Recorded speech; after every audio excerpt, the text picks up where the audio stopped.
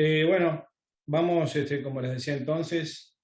a hablar sobre el análisis y la gestión de riesgos para el sector de casinos, compraventa de antigüedades, obras de arte, metales y piedras preciosas. Los temas que vamos a tratar va a ser la legislación aplicable, vamos a definir la administración y a definir los riesgos y su administración, a enumerar las principales y hablar sobre las principales amenazas y los factores de riesgo presentes en la actividad de estos dos sectores. Respecto a la legislación aplicable en lo que tiene que ver con la administración y gestión de los riesgos, uno de los puntos principales que tenemos y que se debe la gestión de los riesgos es a llegar a aplicar las medidas de debida diligencia. Los riesgos, la determinación de riesgos es fundamental para aplicar las medidas de debida diligencia indicadas para cada nivel. Como sabemos, los niveles de riesgo y de debida diligencia están directamente relacionados y entonces este artículo 16 lo que nos enfoca es a determinar las medidas de aplicación de debida diligencia a esos tipos de riesgo que están relacionados con el cliente, con el negocio, con el producto, con la operación. También lo que nos establece es que tenemos que en este ejercicio de determinación de los riesgos, tenemos que estar en condiciones de mostrar o en condiciones de fundamentar nuestro análisis.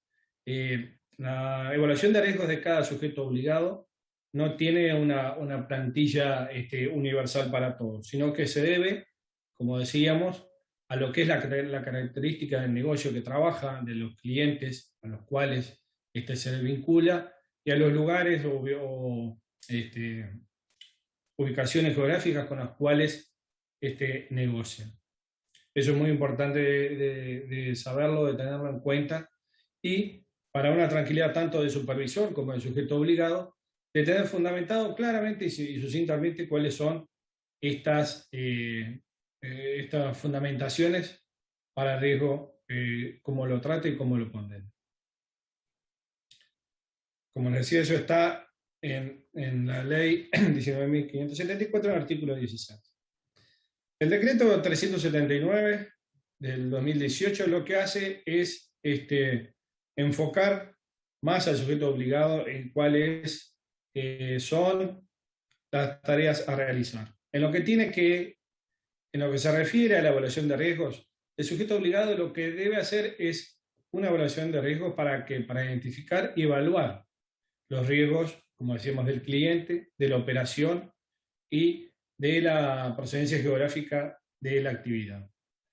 Además de esta evaluación de riesgos, lo que tiene que hacer es administrar el mismo, desarrollando de acuerdo a esta evaluación que realizó,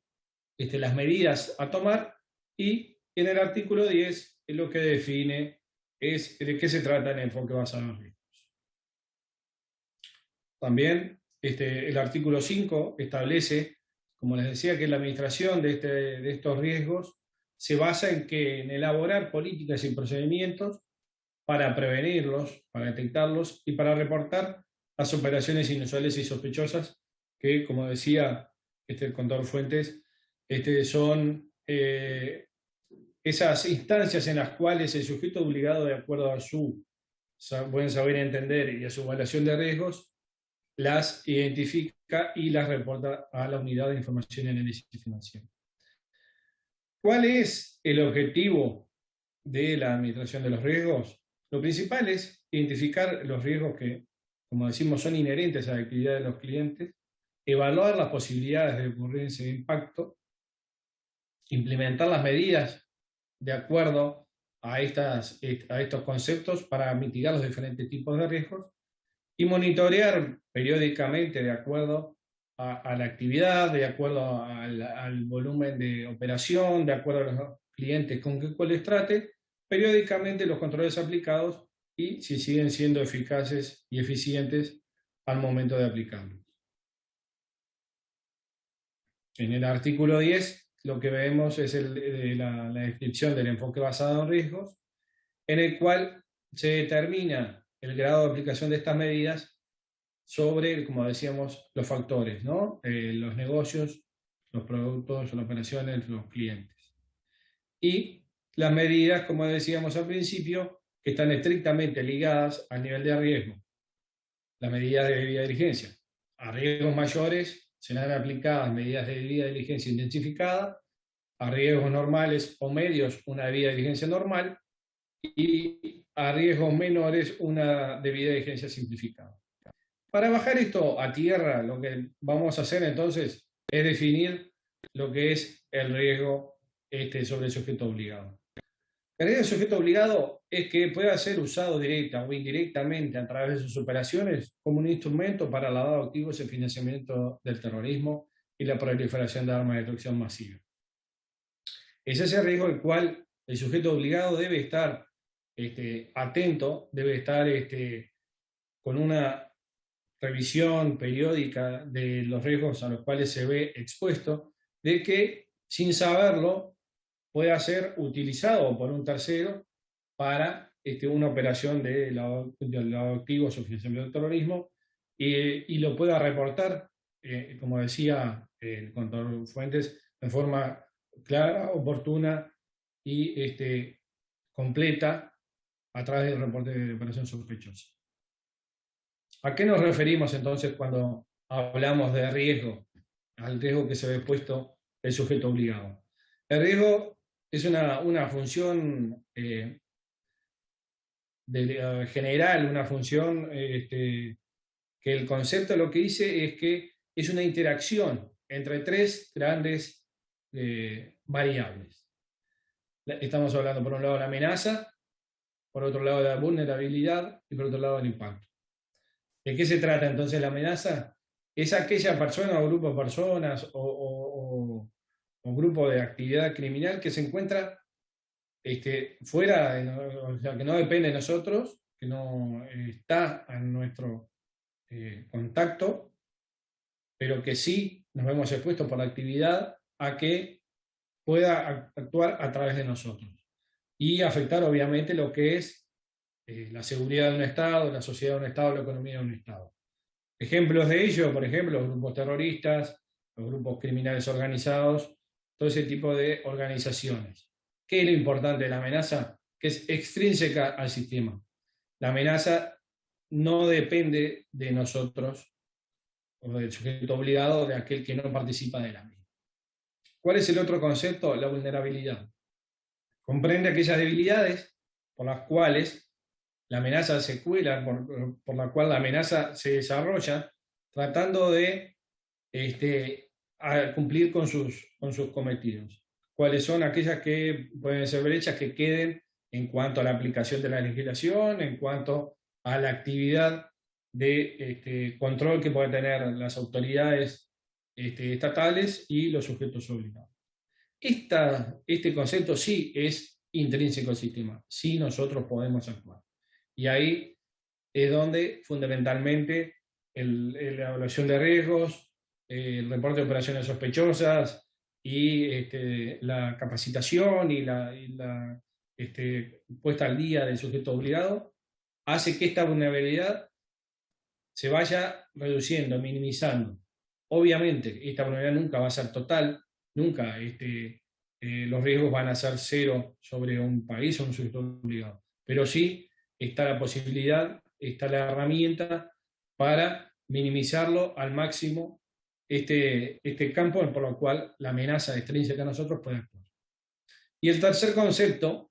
es la consecuencia o el impacto. Refiere obviamente al daño que puede causar la actividad o la comunión con este tipo de organizaciones sobre las instituciones financieras, las instituciones no financieras, sobre el sujeto obligado y al final sobre lo que es la nación, la sociedad. Como a modo de herramienta visual, son estas tres vectores de riesgos, los cuales se confluyen en esta función, como decimos, y nos determinan el riesgo final.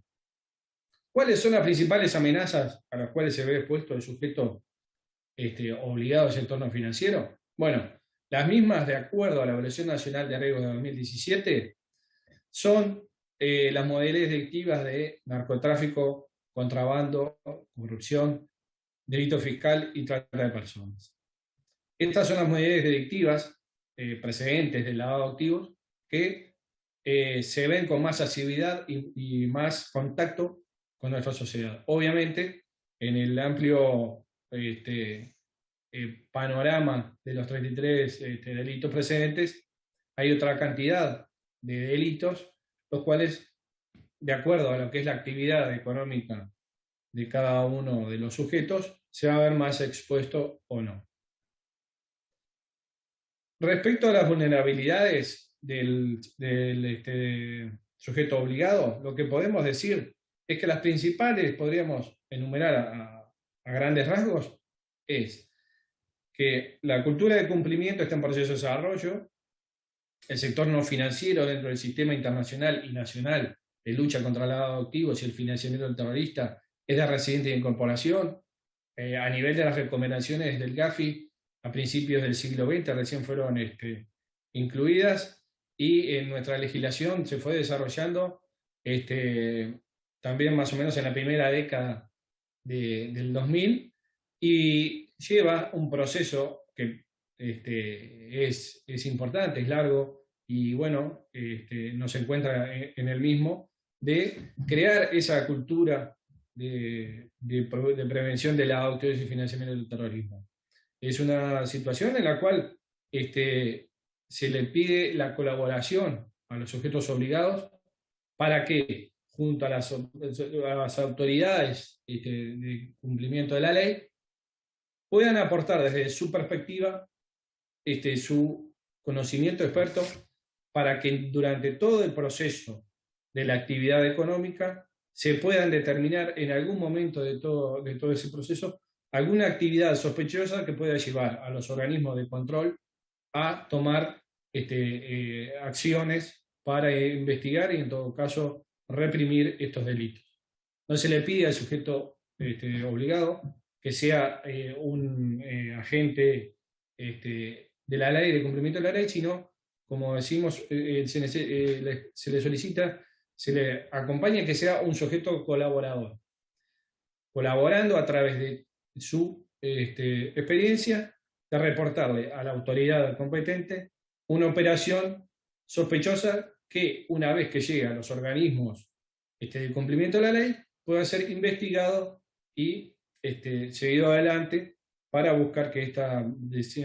prevención sea lo más efectiva posible. Otro punto son las dificultades para el conocimiento del ambiente de la actividad. ¿Qué queremos decir con esto? Sabemos y somos conscientes de que el sujeto obligado enfrenta el riesgo desde una posición difícil. O sea, el criminal siempre actúa como un paso más adelante. Está buscando y está motivado por su principal objetivo, que es la utilización económica de su actividad ilícita, y está buscando esa brecha, esa vulnerabilidad en el sistema para actuar. El sujeto obligado muchas veces actúa de forma reactiva, y también las organizaciones de cumplimiento de la ley, tratando de actuar o actuando una vez que se ven que se están realizando operaciones en tal sentido o bajo tal tipología, y ahí se actúa. Por parte de los sujetos obligados es difícil tener un sistema de planificación o de planeamiento estratégico de enfrentamiento a estas amenazas. Sí, por parte de las organizaciones de cumplimiento de la ley, hay organismos especializados que esta posibilidad la tienen de estudiar hacia futuro, y en materia estratégica y de perspectiva de la lucha contra el delito, de ver por dónde pueden estarse desarrollando las principales amenazas en el presente y en el futuro. Pero el sujeto obligado tiene esa dificultad, obviamente, que no tiene la potencialidad de las herramientas, pero justamente a través de la evaluación de sus riesgos, esta herramienta puede ser desarrollada y minimizar esta exposición, achicar esta vulnerabilidad. Y otro punto que está presente también en, en esta enumeración abierta de vulnerabilidades, son las dificultades para el conocimiento del cliente y la determinación del origen de los fondos. Muchas veces, y dependiendo de la actividad que tenga el sujeto obligado, su contacto con el cliente puede ser mayor en el tiempo o menor, y el conocimiento que puede llegar a tener de acuerdo a su negocio puede llegar a ser mayor o menor de acuerdo a su contacto y su relacionamiento. Justamente en el caso de casinos y de operadores de compraventa de antigüedades, obras de arte, metales y piedras preciosas, no son de los sectores de los cuales tiene un contacto mayor con el cliente en forma general, pero justamente, bueno, en esa situación y tomando en cuenta esta realidad, vamos a seguir avanzando para encontrar una vía de minimizar estas vulnerabilidades. Como les decía, la tercera pata es la consecuencia o el impacto. ¿Cuáles son las consecuencias o impactos que pueden observarse, entre otras, sobre el sujeto obligado? Número uno, y quizá una de las más fuertes, la reputacional. Aquella que asocie al sujeto obligado con su vinculación con organizaciones criminales o terroristas o ilegales, ¿no? O sea, el costo que tiene para un sujeto obligado de conducta correcta es justamente que se le sea asociado a alguna organización criminal. ¿Qué otra consecuencia podemos tener legales? Vamos a tener apercibimientos, observaciones y multas sobre las fallas que se hayan observado o sobre las debilidades del sistema que tenga el sujeto obligado. Otras son ya desde el punto de vista penal, que tenga alguna formalización o sentencia como parte activa de algún delito de lavado activo, financiamiento del terrorismo o proliferación de armas de destrucción masiva, y en general consecuencias económicas debido a las pérdidas que puede llegar a tener el sujeto obligado. ¿Cómo hacemos entonces, teniendo en cuenta estos puntos, para enfocar el riesgo? Nosotros vamos a ver, como les decíamos, que teníamos 3 vectores principales de riesgo: cliente, operativa y ubicación geográfica. Vamos a ver que si nosotros nos enfrentamos a clientes cuya honorabilidad o actividad sea dudosa, o desde un punto de vista un tipo de actividad sospechosa o inusual, o veamos también alguna operativa en la cual la identificación del beneficiario final, del origen de los fondos, sea opacada o dificultada por determinado tipo de arquitectura operativa, operacional, o provenga de alguna jurisdicción de riesgo o jurisdicción de alta incidencia de delitos, esa combinación de estos 3 vectores, cuando observamos, vamos a decir, indicaciones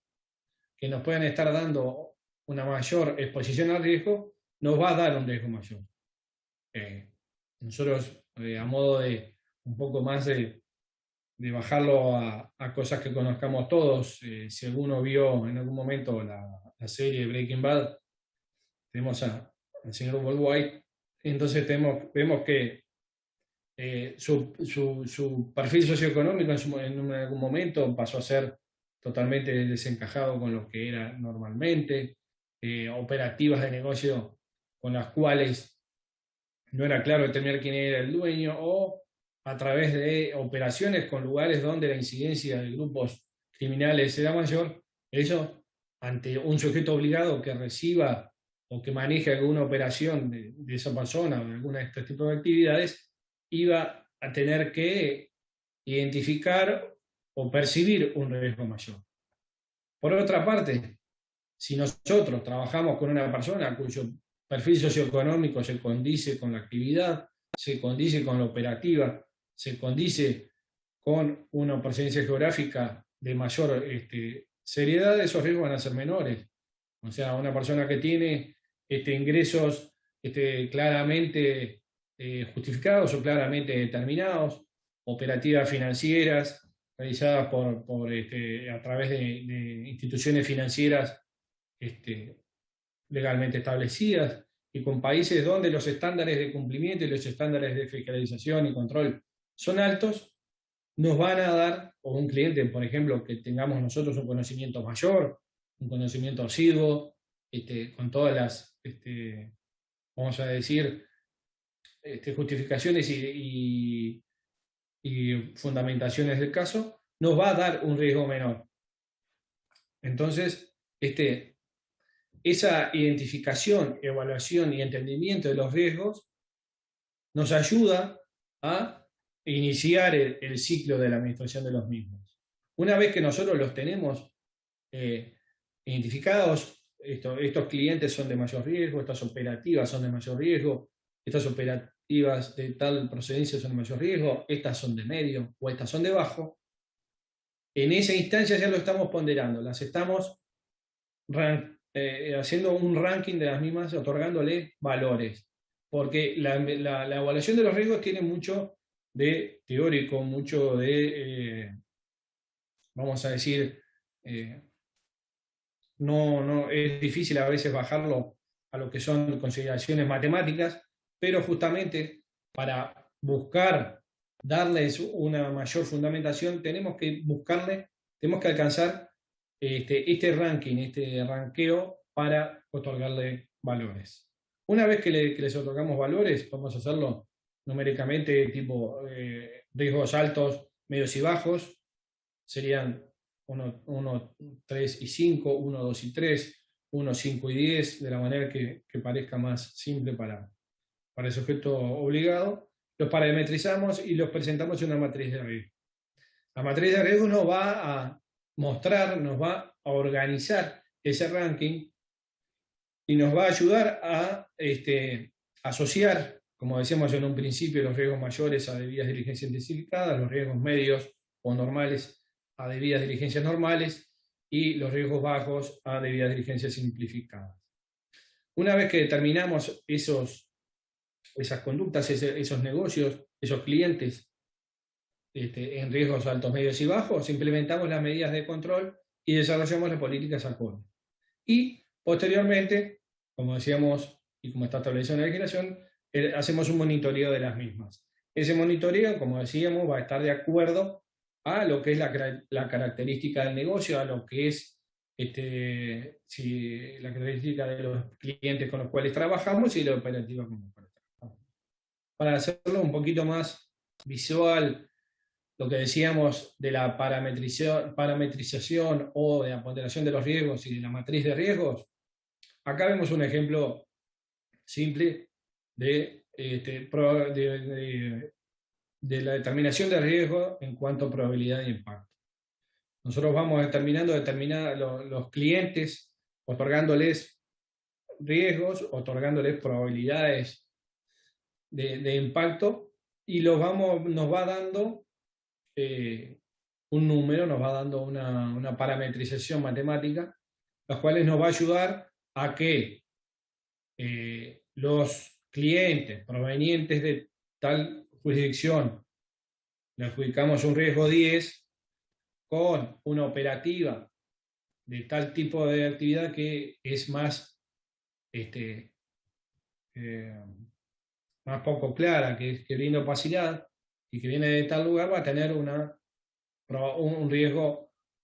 mayor. ¿Por qué? Porque el impacto va a ser más grande, la probabilidad va a ser más importante. Entonces, esta matriz de riesgo nos puede ayudar a determinar estos riesgos, como le decíamos, para hacer un ranking de los mismos.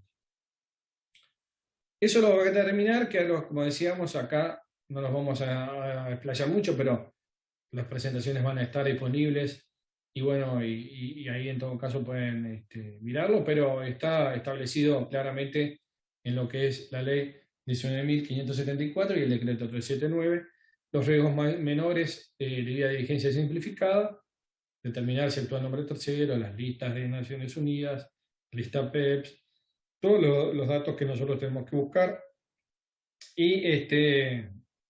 después los riesgos normales, una diligencia normal, y la intensificada, todo lo que lleva. Acá hacemos un proceso de cómo va aumentando el nivel de consulta, el nivel de conocimiento del cliente, de acuerdo al mayor riesgo que vamos identificando. Una vez entonces que tenemos nuestra matriz de riesgos determinada, que hemos determinado cuáles son los riesgos mayores, medios y bajos, desarrollamos políticas de cumplimiento, medidas de control, de auditoría y monitoreo. Por ejemplo, en las políticas, una asignación de tareas de cumplimiento, quién es el oficial de cumplimiento,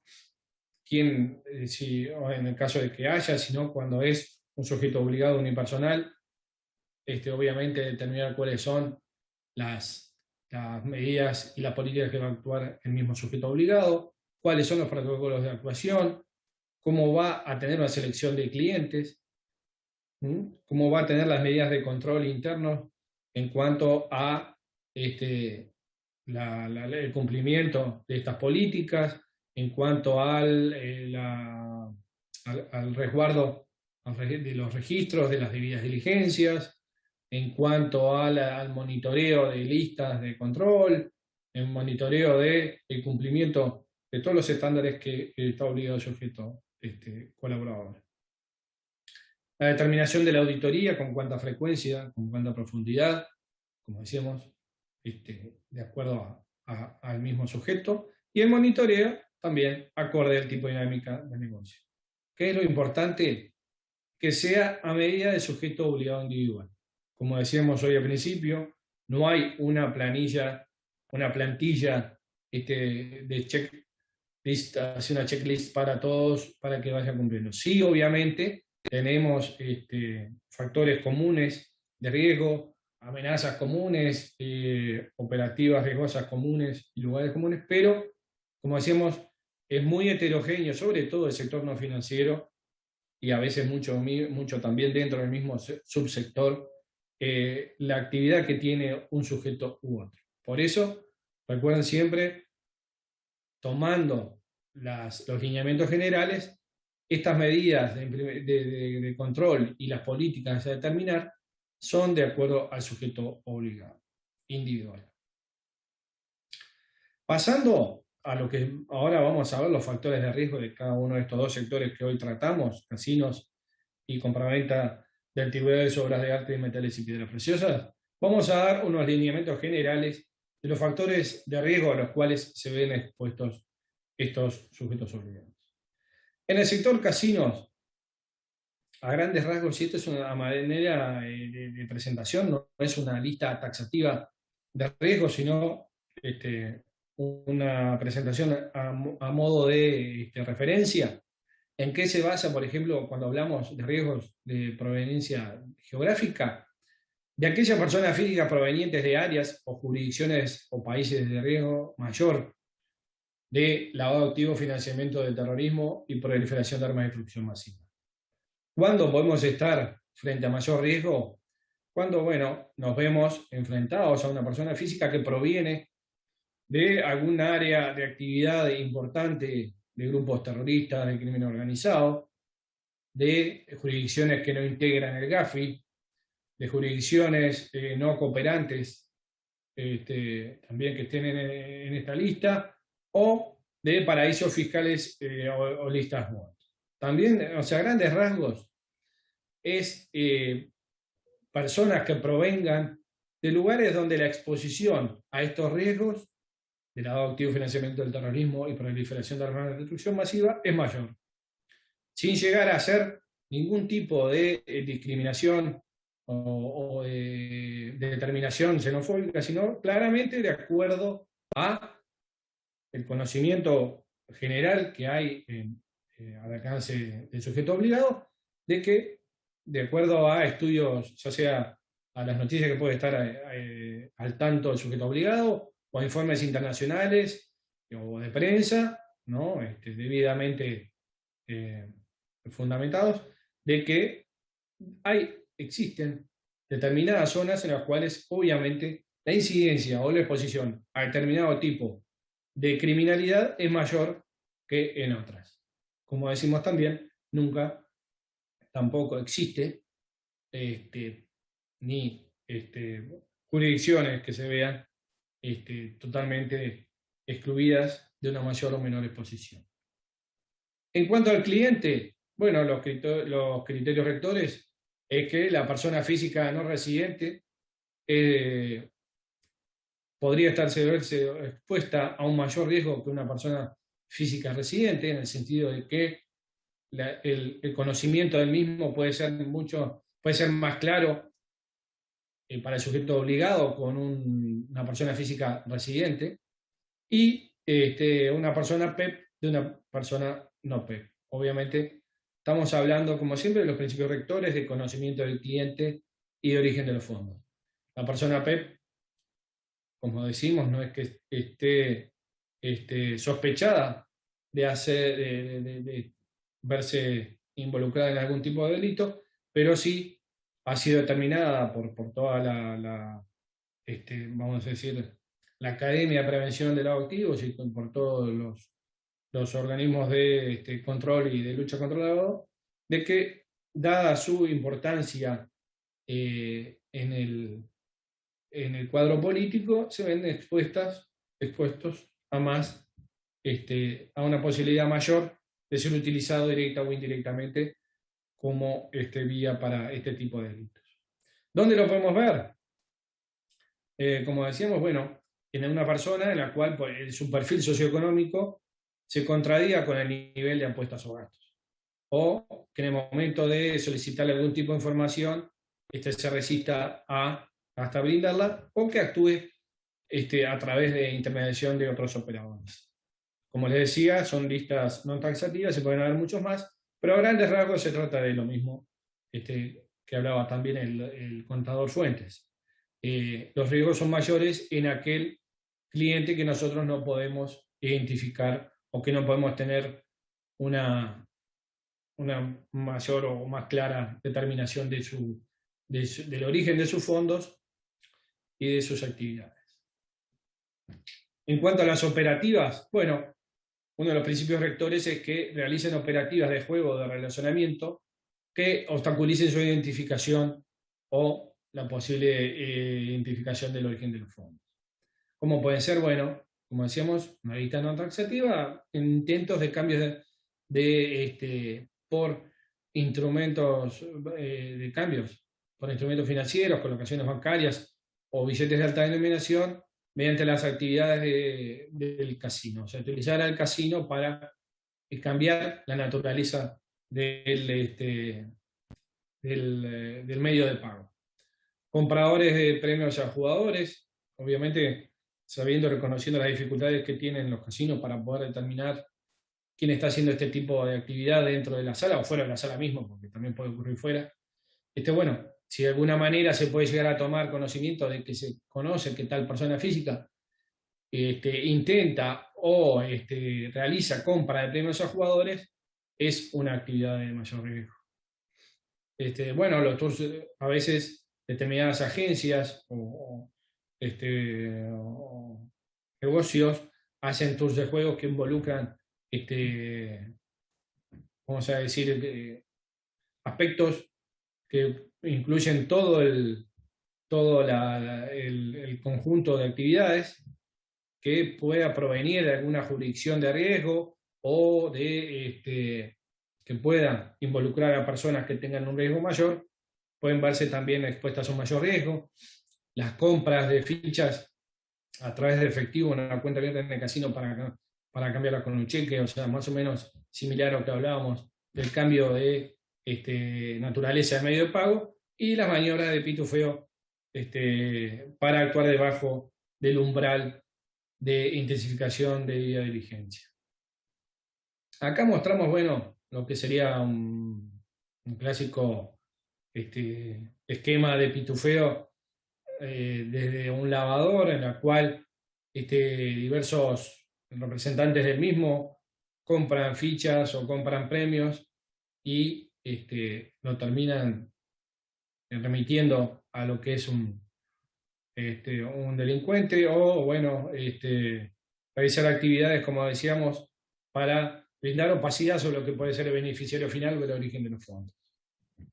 Otro también podrían ser en alguna oportunidad personas que mueven grandes montos y busquen a través de las ganancias que tienen con las apuestas o de los montos cambiados en el casino, hacer cobros fraccionados debajo del umbral, intentar hacer cobros fraccionados debajo del umbral para después recibir la plata a través del casino. Ahora pasamos a lo que son los factores de riesgo en la compraventa de antigüedades, obras de arte y metales y piedras preciosas. Nuevamente, repetirles que son listas no taxativas, pero bueno, que quieren ser brindar una referencia para determinar factores de riesgo. En cuanto a este sector, podemos hablar de personas físicas o jurídicas provenientes de áreas y jurisdicciones de riesgo, o sea, mantenemos los principios que también afectan al casino, que afectan a todos los factores de actividad no financiera en general, o sea, los clientes provenientes de lugares donde se ven más expuestos al riesgo. No los voy a repetir, son los mismos que hemos hablado, y se basan en aquellos donde la actividad criminal, la actividad terrorista se ven más intensas.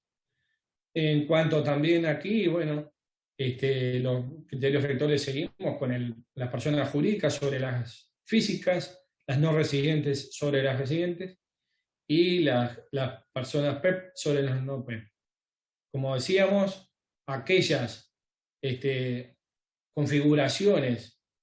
de clientes que dificultan el conocimiento real del beneficiario final acarrean un riesgo mayor. En cuanto a los ejemplos que podemos identificar, bueno, aquellos clientes que utilicen de forma intensiva el efectivo, del perfil socioeconómico se contraía con el nivel de negocio, como decíamos, resistencias a dar la información que se solicita, cuando traten de forma indirecta, a través de terceros o por cuenta de otras personas, las actividades, cuando son titulares de organizaciones sin fines de lucro o fideicomisos, que no se puede identificar de forma clara quién es el beneficiario final, y aquellas operaciones en las cuales participan muchas personas, muchos grupos de personas físicas o jurídicas que en algún momento se ven relacionadas entre sí. Como les decía hoy en principio, con respecto a las vulnerabilidades del sistema, de la cual las dificultades del sujeto obligado para tener un conocimiento de su ambiente de negocio, bueno, estos son los puntos en los cuales se ven y se establecen estas vulnerabilidades. Lo que no significa de que el sujeto colaborador no pueda definir o identificar ante una de estas situaciones una operación sospechosa de acuerdo a los criterios que nos establecía el contador Fuentes y lo pueda reportar a la autoridad correspondiente y a partir de allí de llevar adelante las investigaciones necesarias. Por eso es importante recordarlo nuevamente. En cuanto a las operativas, también agregamos aquellos puntos en los cuales podamos ver que las compraventas de antigüedades, obras de arte, metales y piedras preciosas se realizan a través de empresas fachadas o ficticias, aquellas que oculten o dificulten, como decíamos, la identificación del beneficiario final, y particularmente en este sector lo que puede ser la sobrefacturación o subfacturación de compraventa de cualquiera de estos bienes que hablamos. Bueno, ¿cuáles pueden ser estas operaciones? Aquellas, como repetimos nuevamente, las que brinden opacidad en cuanto al beneficiario final y el origen de los fondos, las operaciones que son realizadas en muy corto plazo sin motivo que se justifique o en criterios que no son lógicos. Recuerden, estos son esos conceptos que decimos